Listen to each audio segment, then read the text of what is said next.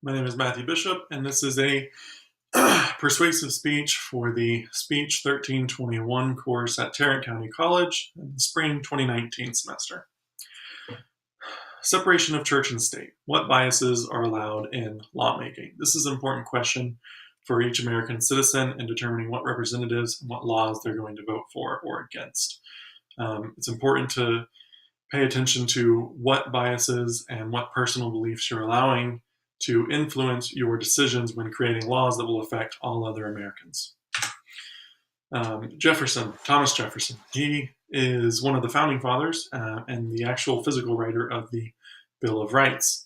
The First Amendment in the Bill of Rights says, legislature will not be allowed to make any laws that explicitly favor any religion or any laws that restrict the free exercise of an individual's religious beliefs.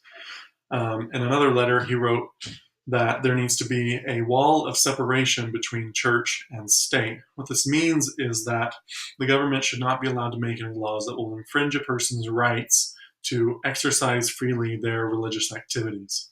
The reason that this was so important to the colonists was that England was tightly coupled with their religious beliefs. Catholicism pretty much ruled the government, and if you weren't a Catholic, there could have been legal reprimands for you.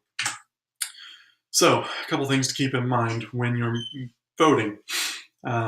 Personal biases. Religious bias is going to be the big one. Many people who are religious have very strong beliefs on what they think is morally correct and incorrect, and they will allow this to influence their vote. On the other side, not from a religious perspective, but just from a personal beliefs perspective, the same thing can happen.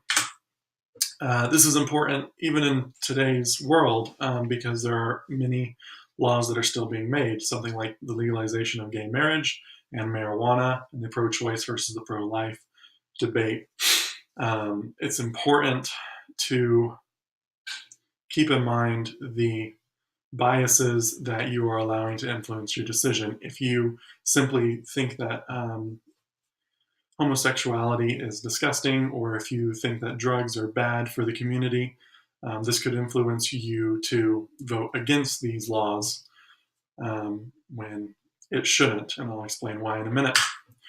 The reason that people vote this way is because, one, they believe in a higher power that tells them to vote in this way.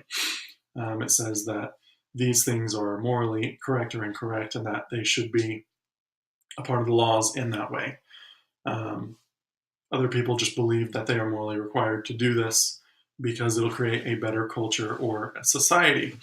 And this is true. If everything were to be outlawed that upsets people or is truly wrong, such as like saying derogatory terms towards people, we would have a better culture society.